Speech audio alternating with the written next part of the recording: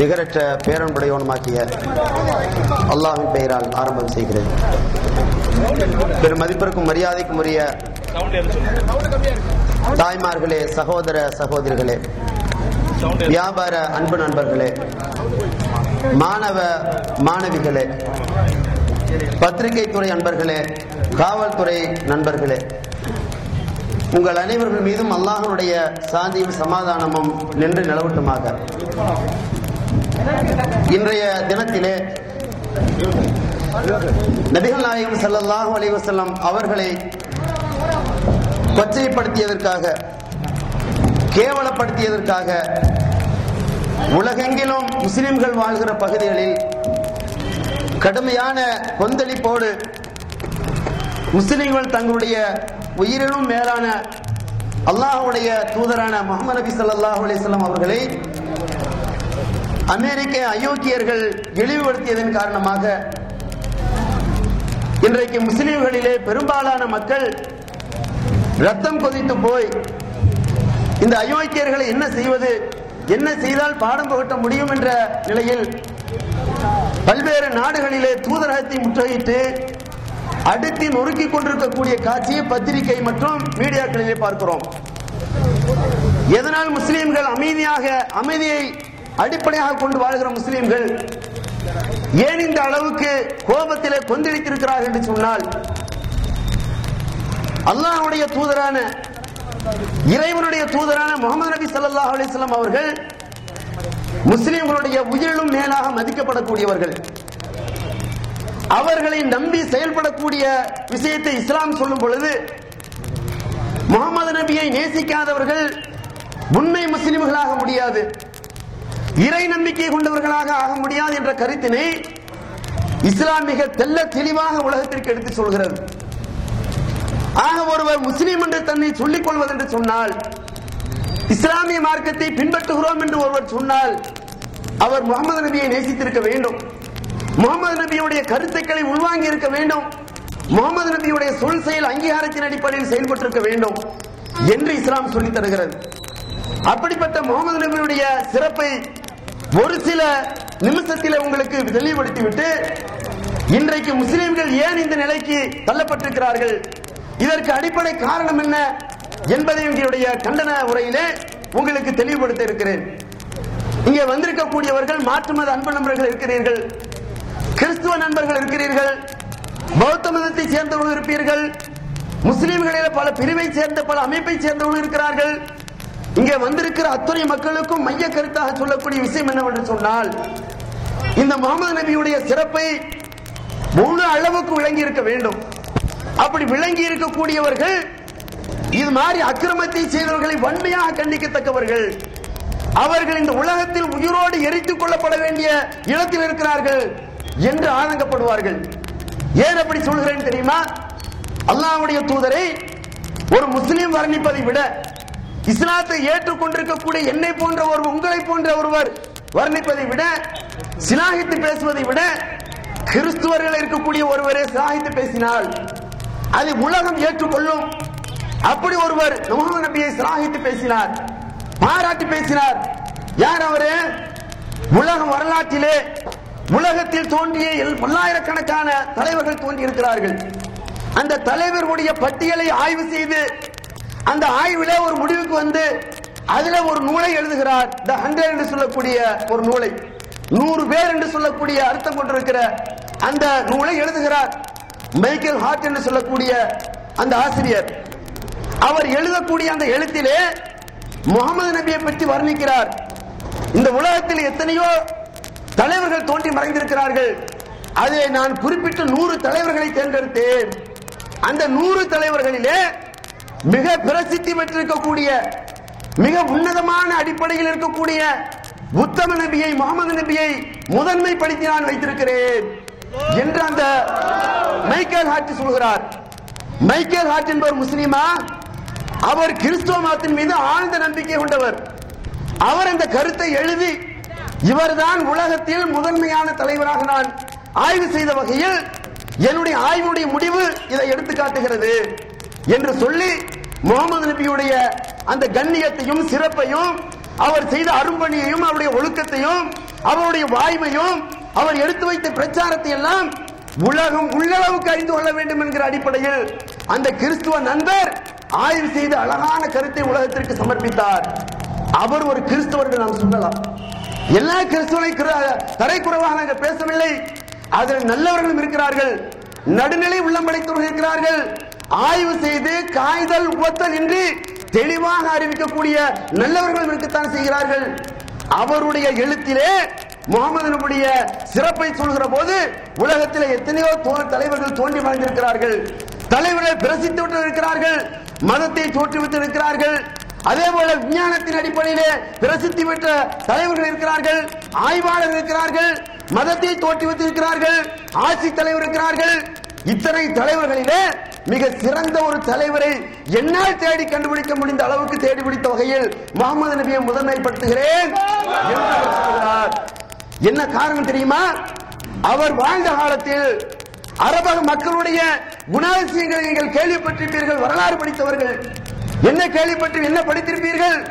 அந்த அரபுகள் காட்டு மிராண்டிகள், பெண்களை போகப் பொருளாக பயன்படுத்தக்கூடியவர்கள், பெண் குழந்தைகளை உயிரோடு கொளுத்தி உயிரோடு புதைக்கக்கூடிய கெட்ட குணம் கொண்டவர்கள், மது, சூதாட்டம், விபச்சாரம், இதுதான் அவருடைய குலத்தொழிலாக இருந்தது, இதுதான் அவருடைய பழக்கமாக இருந்தது.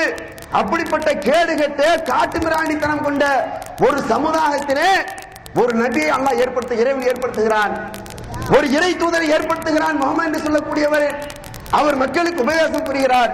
விபச்சாரம் செய்யாதே, மது அருந்தாதே, சூதாடாதே, விதவைகளுக்கு வாழ்க்கை கொடு, திருடாதே, பொய் பேசாதே, கற்களையும் மண்ணையும் வணங்காதே, வானத்தையும் சூரியனையும் வணங்காதே, மனிதனையும் வணங்காதே, எவரையும் வணங்காதே, உன்னை படைத்த ஏகனாகிய அல்லாஹ்வை மட்டும் வணங்கு, ஒரு இறைவனை மட்டும் வணங்கு என்று அந்த ஓரிரைக்களையும் மக்களுக்கு எடுத்து சொன்ன அந்த உத்தம தலைவருடைய கருத்தை அந்த ஆய்வாளர் எடுத்து வைக்கிறார்.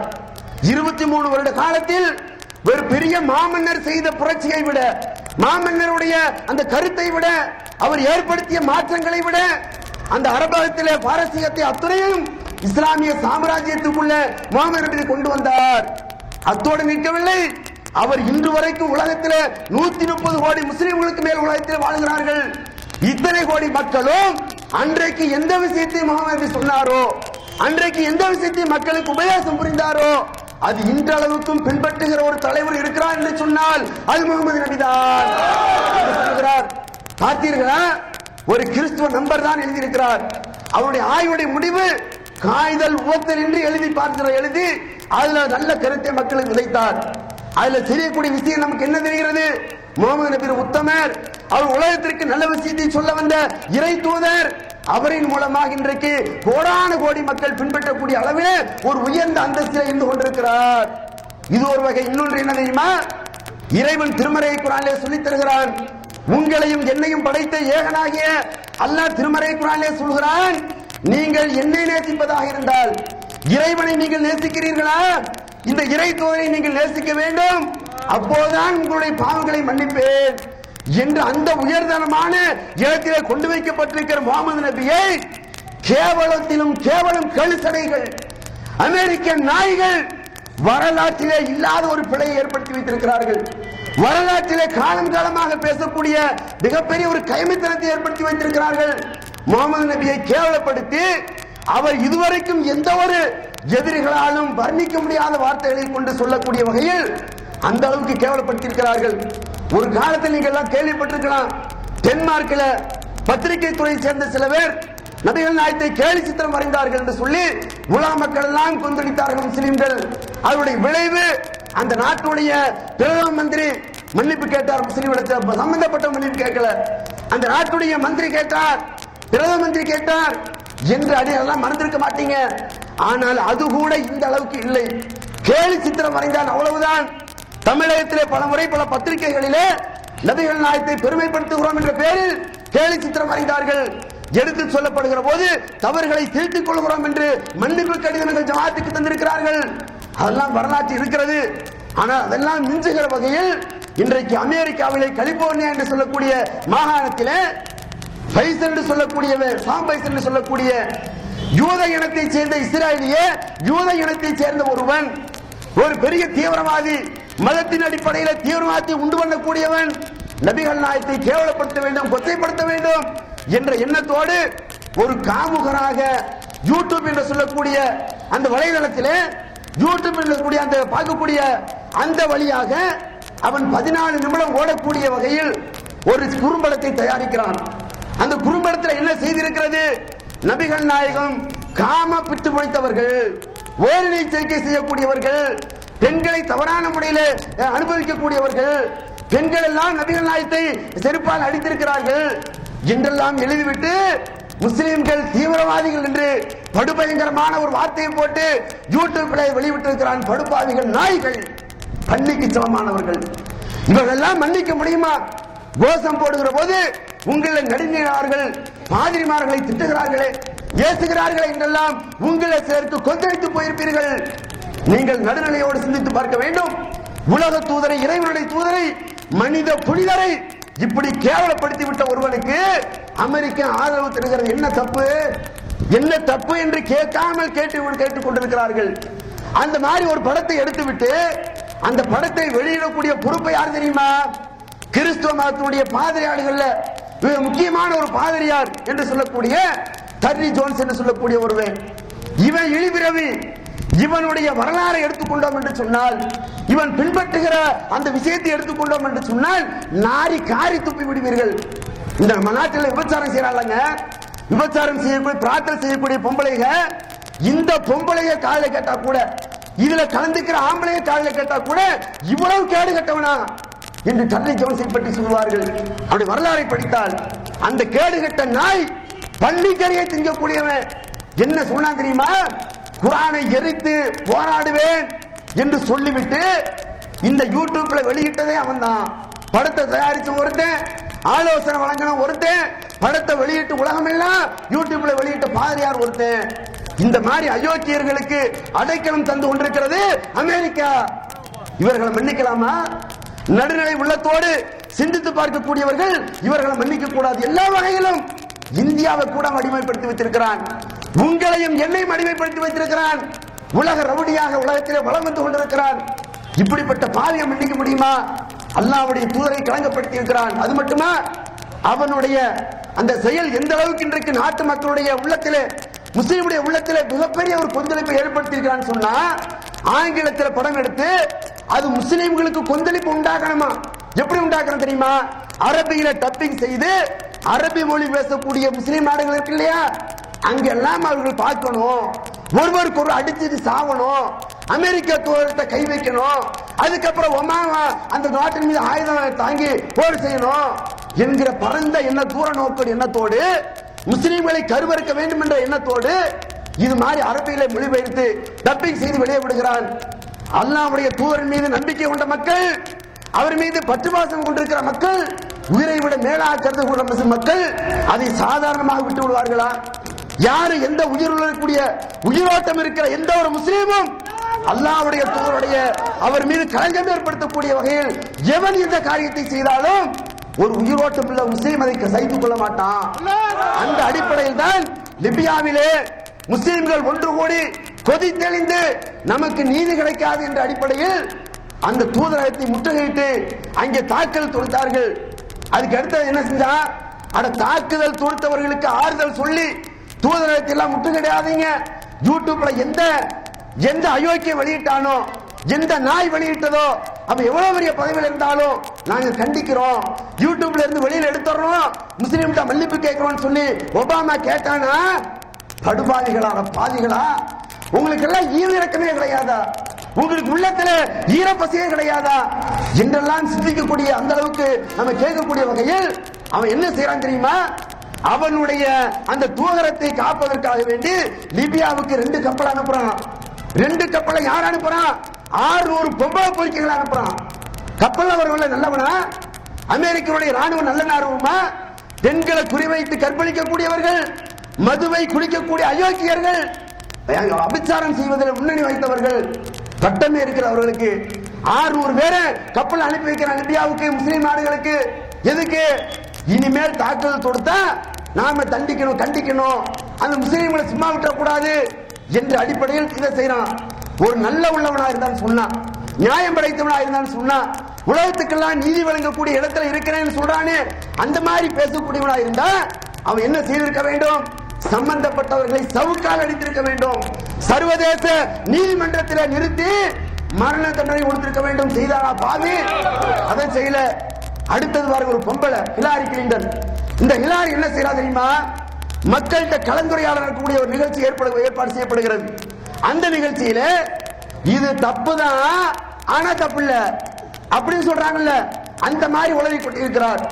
உளறி கொட்டிருக்கிறது சொன்னா அரசாங்கம் சொல்லி இருக்கிறது, இப்படி சொல்லு. என்ன சொல்லி இருக்கா தெரியுமா?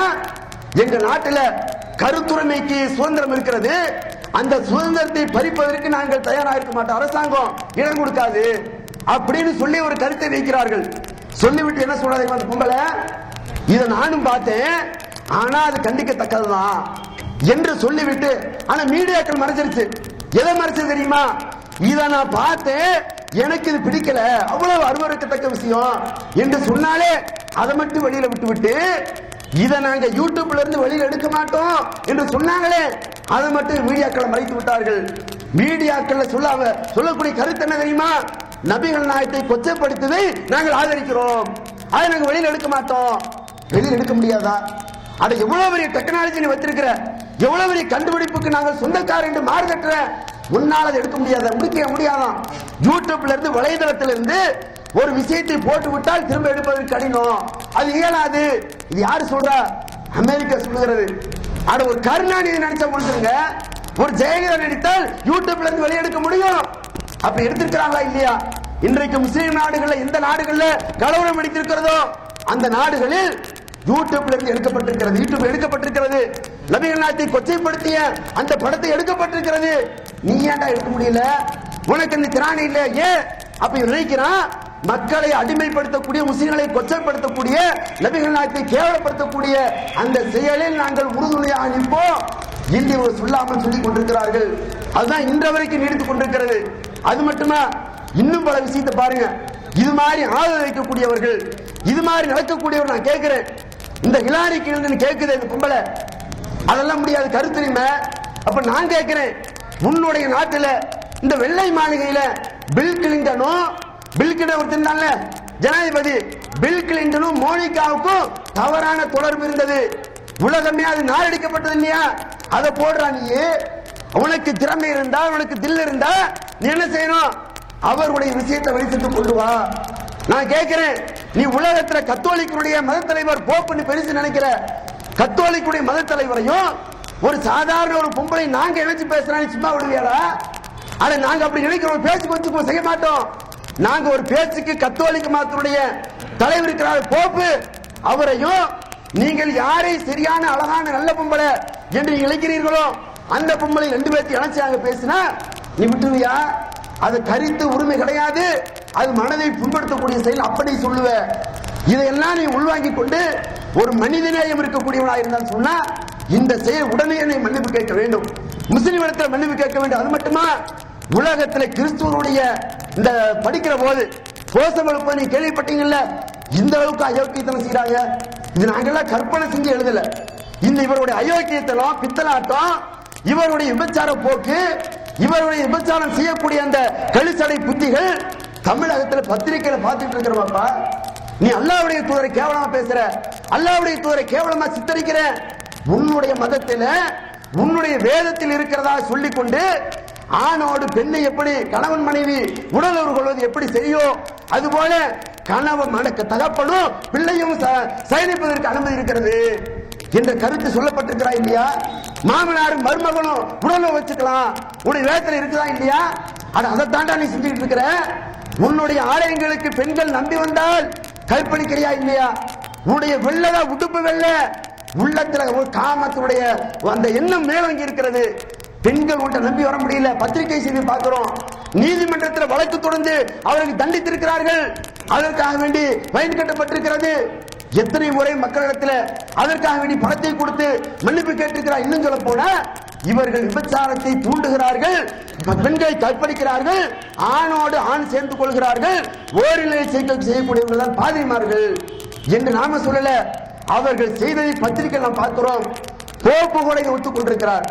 அவருடைய நாட்டில், வாடிகன்ல, அமெரிக்கால, இந்த மாதிரி நாடுகள்ல இந்த பாதிரிமார்கள் செய்யக்கூடிய காவலிகளை எடுத்து சொல்லும் பொழுது, ஆமா அவர்களுக்காக நான் மன்னிப்பு கேட்கிறேன். நீ ஏன் மன்னிப்பு கேட்கிற? ஏன் மன்னிப்பு கேட்கிற? உன்னுடைய மதத்தில் உன்னால் அவர்களை கட்டுப்படுத்த முடியலன்னு சொன்னா எவருக்கு எதுக்கு அந்த பொறுப்பு கொடுக்கிற? அப்ப மக்களை, பெண்களை கற்பழிப்பதற்கும் சிறுவர்களை ஓரிலை சேர்க்கை சேர்க்குவதற்கு தான் பாதிரி உடுப்பை பூண்டிருக்கிறார்கள் அவர்கள். அது மாதிரி எங்களுடைய நபிகள் நாயகத்தை நினைச்சியா பாவி? அது மாதிரி எங்களுடைய நபிகள் நாயகம் உலகத்திற்கு ஒழுக்கத்தை சொல்ல வந்தவர்கள். மக்களுக்கு ஒருவன் விபச்சாரம் செய்து விட்டால், ஒரு ஆணோ பெண்ணோ விபச்சாரம் செய்து விட்டால் 100 கசையடி கொடுக்க வேண்டும் என்று இஸ்லாம் சொல்கிறது. சொல்லி தந்தவர் யார்? முகமது நபி அவர்கள். உலகத்தில் அப்படி சட்டம் உண்டா? எங்கேயாவது இருக்கிறதா? விபச்சாரம் செய்தவனுக்கு மரண தண்டனை, சவுக்கடி எங்கே கொடுக்கப்படுகிறது? விபச்சாரம் செய்தவனுக்கு கொண்டு போய் உள்ள 6 மாசம், 1 வருஷம், 3 மாசம், 1 வாரம், 10 நாள் சொல்லி ஜெயில கொண்டு போய் வச்சு சோறு கொடுக்கப்படுகிறது.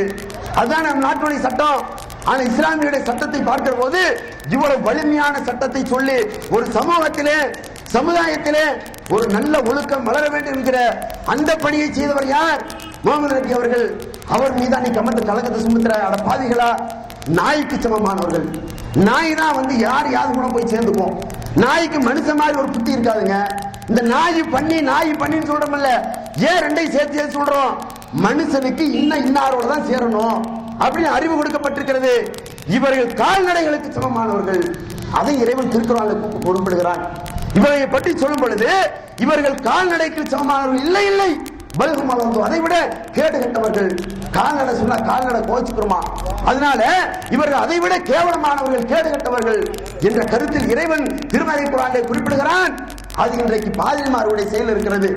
ஒரு ஆணிடத்தை வைத்துக் கொள்ள, பெண்ணிடத்தை வைத்துக் கொள்ள வேண்டிய உறவை ஒரு ஆணிடத்தில் வைத்துக் கொள்ளக்கூடிய அந்த பழக்கத்தை யார் தூண்டியது? உன்னுடைய அமெரிக்கா கலாச்சாரம் தூண்டியதா இல்லையா? பெண்ணுக்கு திருமணம் முடிச்சு கொடுக்கிறியாடா பாவி? அதை திருச்சபையில் அங்கீகரிக்கிறியே. ஆணுக்கு திருமணம் முடிச்சு கொடுக்கிறியே, அது திருச்சபையில் அங்கீகரிக்கிறியே. இது எங்கே சொல்லப்பட்டிருக்கிறது? உன்னுடைய நாடுகள்ல தான் இந்த சீரழிவை ஏற்படுத்தப்பட்ட சீரழிவுக்கு காரணமே உடைய நாடுதான். இது மிகைப்படுத்தி நாங்கள் சொல்லவில்லை. அமெரிக்காவுடைய கலாச்சாரம் அப்படித்தான் சொல்லி நம்மள ஒவ்வொருவரும் அறிந்திருக்கிறோம். தன்னுடைய மனைவியை இன்னொருவனுக்கு விட்டுக் கொடுக்கக்கூடிய கலாச்சாரம் தான்டா உன்னுடைய கலாச்சாரம். அந்த கலாச்சாரத்தையா இஸ்லாத்தோடு ஒப்பிட்டு பேசுற? நீ நபிகள் நாயகத்தை பேசுவதற்கு உனக்கு அருகதை உண்டா? நாங்கள் கேட்கிறோம். அல்லாஹ்வுடைய தூதரை பேசுவதற்கு இந்த கேடுகட்ட நாய்களுக்கு, யூதர்களுக்கு, கேடுகட்ட பாதிரிமார்களுக்கு, அமெரிக்கர்களுக்கு, அமெரிக்க அரசாங்கத்திற்கு எந்த அருகதையும் கிடையாது. இவர்களை ஒரு காலத்தில் அல்லாஹ்வுடைய தூதர் அவர்கள் அரபகத்திலிருந்து விரட்டினார்கள். அவ்வளவு கேடுகட்ட பயலுக யூதர்கள்.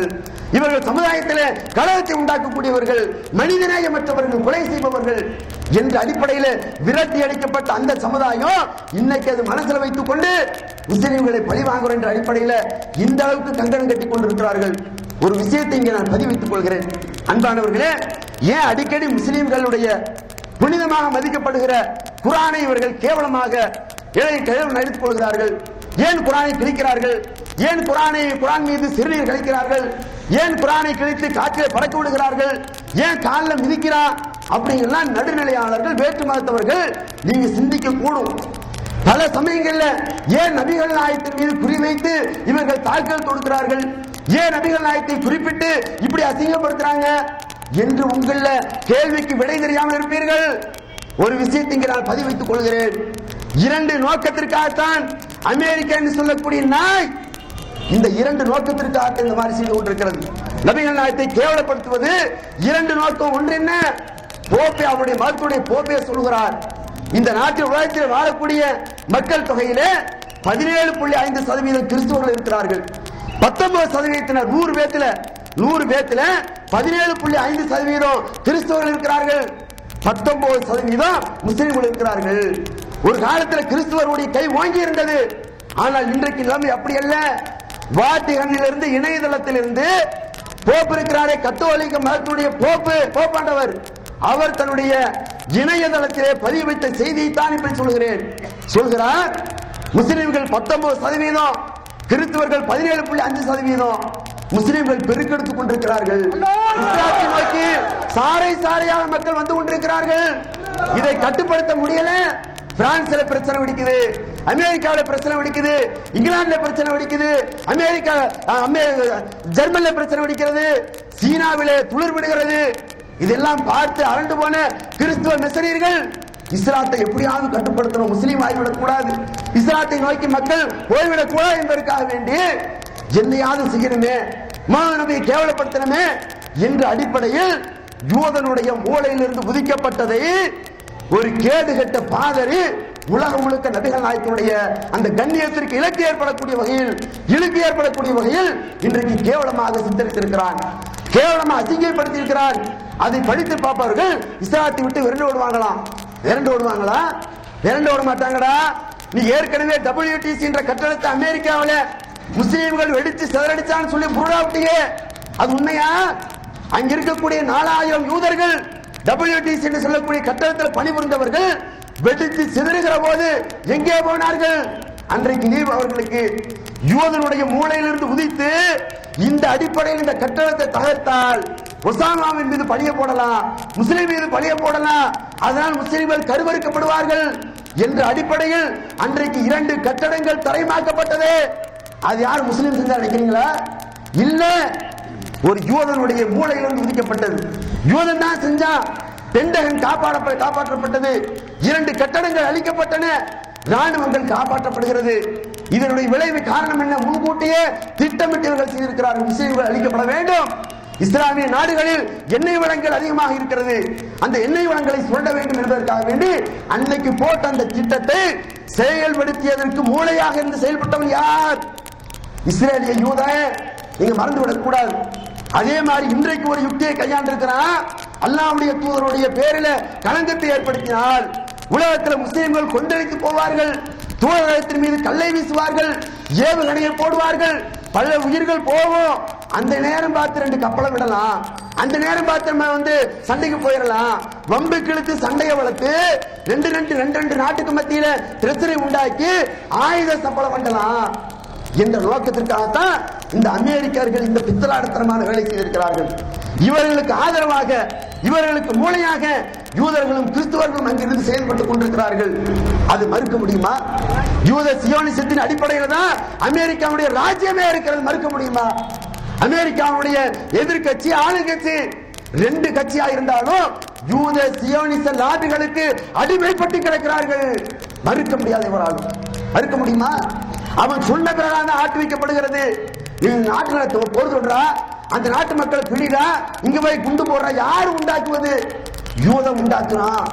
யூதனுக்கு கைகூலியாக செயல்படக்கூடிய பல பேர் பல நாடுகளில் இருக்கிறார்கள் ஏஜென்ட்களாக. அவர்கள் தான் இத்தனை அக்கிரமத்திற்கும் அடிகொள்கிறார்கள் என்கிற உண்மையை புரிந்தவர்கள் நம்மள எத்தனை பேர்? இந்திய அரசாங்கத்துக்கே தெரியாது. இந்திய அரசாங்கத்துக்கு ரவுடி அமெரிக்காவை பார்த்தா அப்படியே கிட்டு கிட்டு கிட்டு வரைக்கிறாங்க. ஏன் வரைக்கிறாங்க? அவனுக்கு ஆயுதம் இருக்கு, பலம் இருக்கிறது. எழுத்து பேசினா அவன் பொருளாதாரத்தில் சிக்கனம் உண்டாக்கிடுவான், போர் தொடுத்துருவான், தாங்க மாட்டோம் என்று பயப்படுறாங்களா இல்லையா? அந்த பயத்தை ஏற்படுத்தி வைப்பதற்கு மூல காரணமாக இருந்து செயல்பட்ட அயோக்கிய நாய் யார்? யூதன். அந்த யூதனுடைய மூதையிலிருந்து தான் நபிகள் நாயகத்தை கொச்சைப்படுத்தி, ஏளனப்படுத்தி, இழிவுபடுத்தி இப்படி ஒரு யூடியூப்ல வெளியிட்டிருக்கிறார்கள். அப்ப 2 காரணங்கள் இருக்கிறது. ஒன்று, ஏகாதிபத்திய அமெரிக்காவுடைய ஏகாதிபத்தியத்தை இயக்குவது யார்? அது யூத கைக்கூலிகள், யூதர்கள். இன்னொரு கிறிஸ்துவர்கள், தீவிரவாதத்தை போதிக்கின்ற கிறிஸ்துவர்கள், உலகத்தில் தீவிரவாதத்தை விதைப்பதற்கு காரணமாக அமெரிக்க கிறிஸ்துவர்கள். இதெல்லாம் மறுக்க, எல்லாம் கற்பனையா பேசல, எல்லாம் ஆதாரத்தை வைத்துக் கொண்டுதான் பேசுகிறோம்.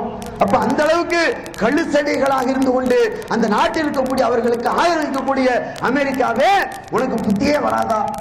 உன்னுடைய ராஜ்யத்தை நிலைநாட்டுவதற்கு எத்தனை லட்சம் மக்களை கொண்டு வைத்திருக்கிறாய்?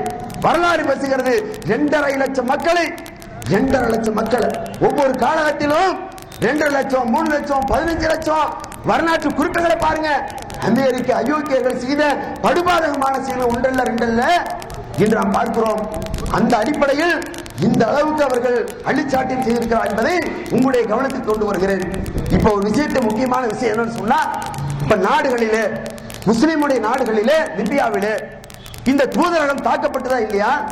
இது மாதிரி இந்தியாவில் தாக்க முடியாதா? எங்களால சென்னையில தாக்க முடியாதா?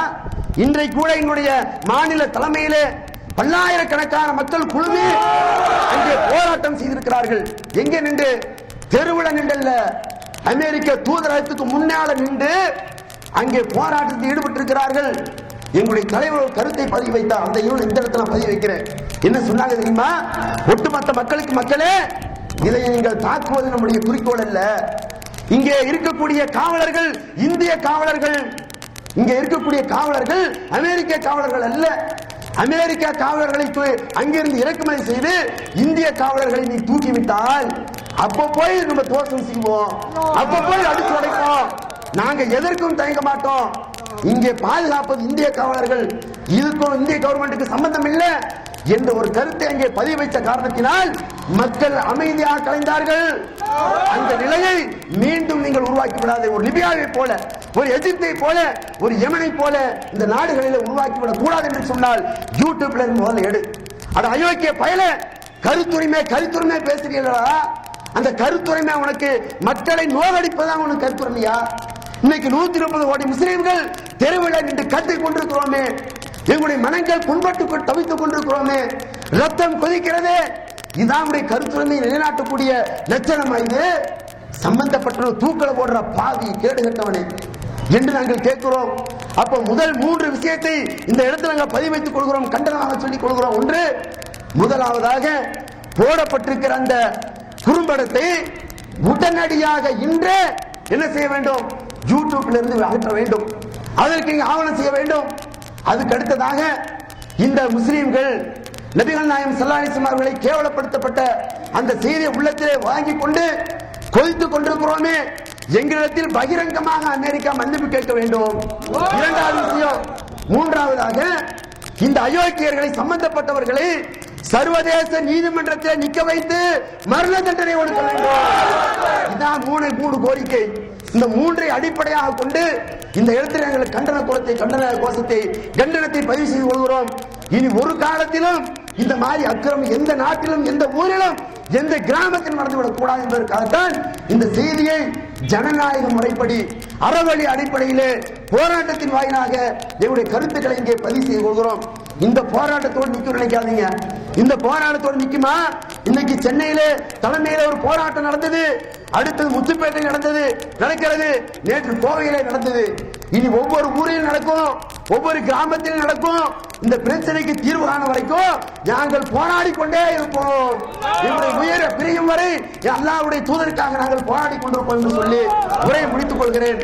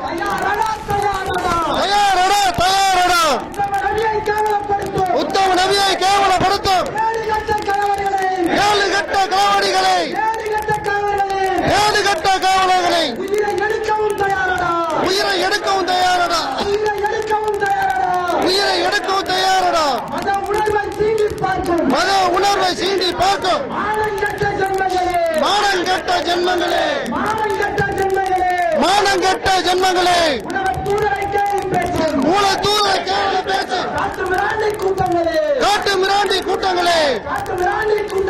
காட்டு மிராண்டி கூட்டங்களே, உயிர்ந்த உயரை,